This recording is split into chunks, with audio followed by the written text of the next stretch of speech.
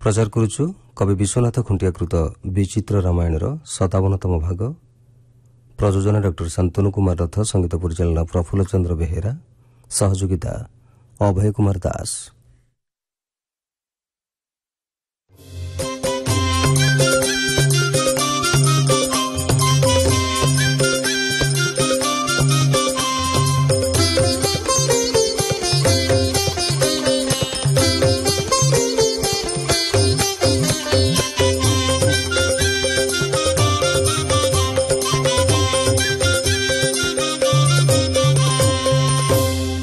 ବିଭୀଷଣଙ୍କୁ ଦୂରରୁ ଦେଖି ସିଏ ଅସୁର ହୋଇଥିବା ଦୃଷ୍ଟିରୁ ବିପଦ ଆଶଙ୍କା କରି ତା ସହ ଯୁଦ୍ଧ କରିବା ପାଇଁ ସଜ ହୋଇଛନ୍ତି କପିମାନେ। ବିଭୀଷଣର ମନ୍ତ୍ରୀମାନେ ଶରଣ ପଶିବା ପାଇଁ ଆସିଥିବା ଜଣାଇବାରୁ କପିମାନେ ଶ୍ରୀରାମଙ୍କ ନିକଟକୁ ଯାଇ ଏକଥା କହିଛନ୍ତି। ସୁଗ୍ରୀବ, ହନୁମାନ, ନଳ, ଜାମ୍ବବ ଇତ୍ୟାଦି ପ୍ରମୁଖ କପିମାନଙ୍କ ସହ ପରାମର୍ଶ କରି ଶ୍ରୀରାମ କହୁଛନ୍ତି, ଶରଣ ବୋଇଲେ ଅଭୟ ଦିଅଇ ଏମନ୍ତ ମୋର ମହିମା, ଶତ ଅପରାଧ କରିନ ପଶିଲେ ତାକୁ ମୁଁ କରଇ କ୍ଷମା। ଏହିଭଳି ଭାବରେ ଶରଣ ବତ୍ସଳ ପ୍ରଭୁ ଶ୍ରୀରାମ ବିଭୀଷଣଙ୍କୁ ଶରଣ ଦେଉଛନ୍ତି।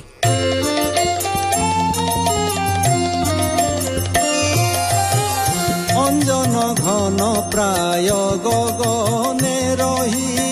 ବିଚାରନ୍ତି ବିଭୀଷଣ, ଆକାଶେ ଅସୁର ଦେଖିଣ କ୍ଷେପିଣ ବେଢିଲେ ବାନର ଗଣ ଯେ, ସେମାନେ ତରୁଶିଳା ତ ଘେନିଲେ ଯେ, ଯୁଦ୍ଧ କରିବା ଆରମ୍ଭ କଲେ ଯେ। ବିଭୀଷଣ ମନ୍ତ୍ରୀ ମାନେ ସେ କପିଙ୍କି ପ୍ରବୋଧ କରି କହିଲେ ଯେ, ସେମାନେ ଯୁଦ୍ଧ କରିବା ଆରମ୍ଭ କଲେ ଯେ।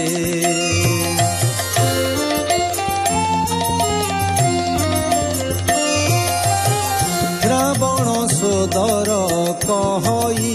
ଉତ୍ତର କପି ସମୂହକୁ ଚାହିଁ, ସୁଗ୍ରୀବକୁ କହ ରାବଣ ଅନୁଜ ଆସିଛି ଶରଣ ପାଇଁ। ହେ ବାନରେ ମୋହର ବୋଲ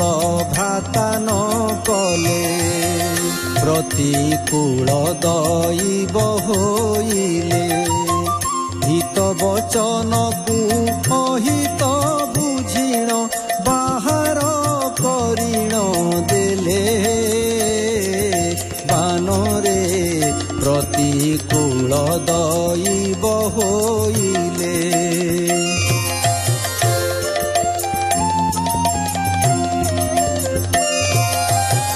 ଶୁଣିଣ ସୁଗ୍ରୀବ ଶ୍ରୀରାମ ଛାମୁରେ ଜଣାଇଲେ ସେହି କ୍ଷଣ, ଆଜ୍ଞା ଦେଲେ ଦେବ ଦର୍ଶନ କରିବ ଆସିଅଛି ବିଭୀଷଣ। ହେ ଭୋଦେବ ରାବଣ କନିଷ୍ଠ ଭାଇ, ହେ ସେମାନଙ୍କର କପଟ ଥାଇ, ହେ ଅସୁରଙ୍କ ମାୟା ଦେବେ ନ ଜାଣନ୍ତି, ଦିବ୍ୟ ଚିତ୍ତେ କିଆ ସଇ। ହେ ଭୋଦେବ ସେମାନଙ୍କର କପଟ ଥାଇ, ହେ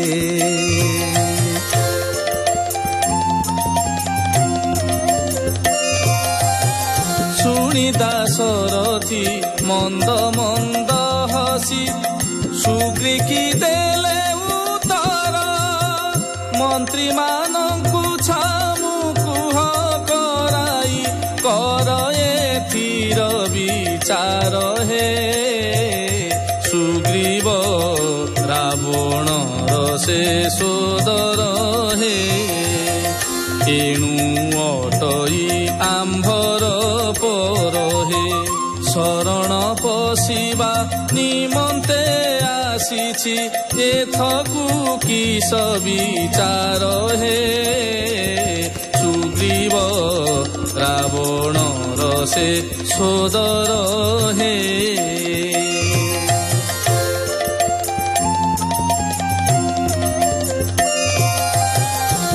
आज्ञा पाइन बानर राये सबु मंत्री मानंकु राइले रावण भाई शरण पशिबाकु आसीछि बोली कहिले सचिव मने विचारी न कह हे एथु जय कि हेब अजय हे बोले बिसी भय नुहई ताहांकु रखिले होइब जय हे सचिव मने विचारी न कह हे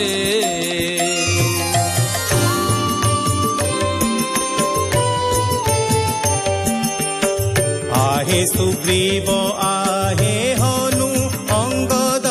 नल नील जाम्ब बंत आहे सुसेन द्विबिंद सत बल मनकु आसे के मंत कोई तब न कर तुम्भ मानंकर कि विचार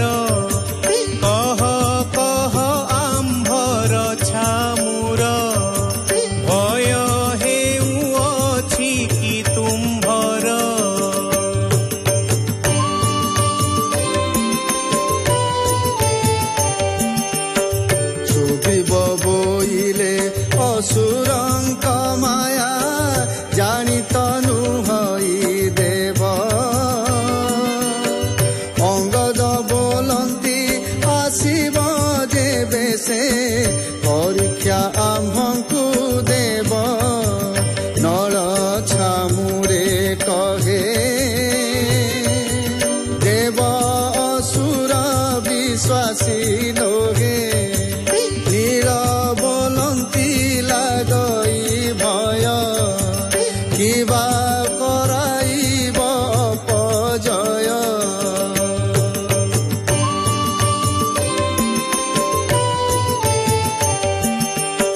जाम्ब सुसेन बोलंती भो देव जानिबा ताहार मन तेबे सिना ताकु विश्वास करिण करिबा तार वचन आम्भ शत्रुर भाई ताकु विश्वास के मन्ते जाई दैत्य बुद्धि जानी तनु हई दिव्य चित्ते के मन्ते आसई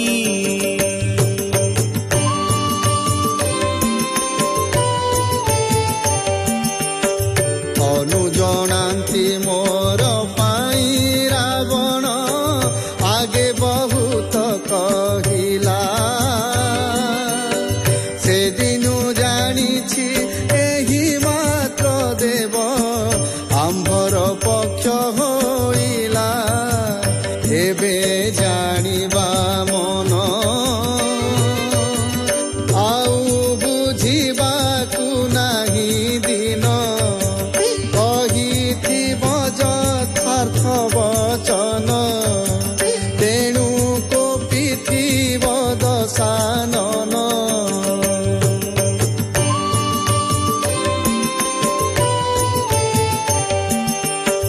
सतबल बोले असुर बुद्धि रे देवतांकु कले दास न शुण शरण पशिबी भीषण आम्भंकु करई नाश शुणी को दंड पाणी हस हस होई कहे बाणी तार मन अछु आम्भे जानी तांकु दर्शन कराओ आणी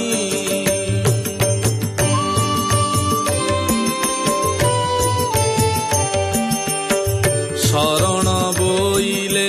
अभय दियाई एमंत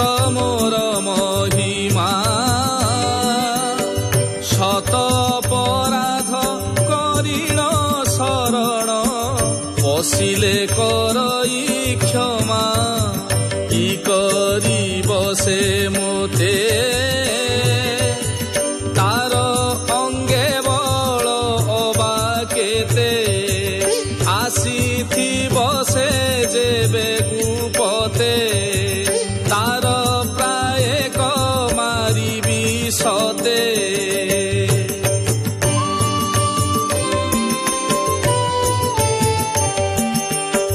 ମୋର ବାମ ଭୁଜ କନିଷ୍ଠ ଅଙ୍ଗୁଳି ଅଗ୍ରେ ଅଛି ଯେତେ ବଳ ଏଡ଼େ ବଳବନ୍ତ ବ୍ରହ୍ମାଣ୍ଡରେ ନାହିଁ ଇଚ୍ଛାର ଅସୁର କୂଳ ଆସୁ ସେ ବିଭୀଷଣ ଆମ୍ଭ ଚରଣେ ପଶୁ ଶରଣ ତାର ନୋହିବ ଆଉ ମରଣ ବିଶି ବୋଲେ ହୋଇବ କାରଣ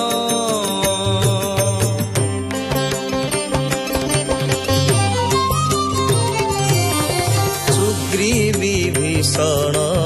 ସଙ୍ଗେ ଭେଟ ହୋଇ ଶ୍ରୀରାମ ଛାମୁକୁ ଆଣିଲେ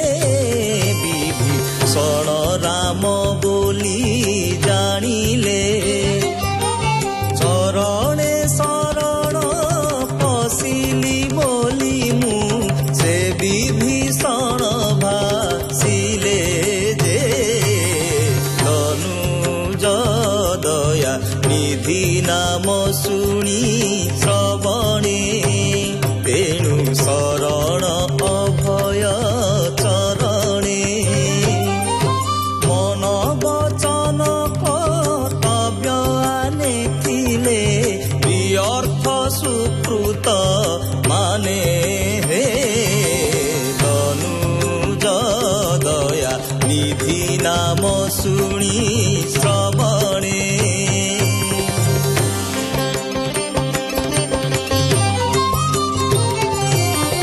ରାବଣକୁ ମୁହିଁ ବହୁତ ପ୍ରକାରେ ହିତ କଥା ମାନ କହିଲି ସୀତା ସମର୍ପିବା ବୋଲି କହିଲି ଉପକରି ମୋତେ କୁଭାଷା ବୋଲନ୍ତେ ବାହାର ହୋଇ ଅଇଲି ହେ ଓ ଦେବତାକୁ ଦଇବ ନିଶ୍ଚୟ ଛାଡ଼ିଲା ଅଧର୍ମରେ ବେଳୁ ବେଳ ବଢ଼ିଲା ଏବେ ଆସି ଦେବ କୁମ୍ଭକାଣ୍ଡ ମୁନେ ମୃତ୍ୟୁ ମୁଖରେ ପଡ଼ିଲା ହେ ଓ ଦେବତାକୁ ଦଇବ ନିଶ୍ଚୟ ଛାଡ଼ିଲା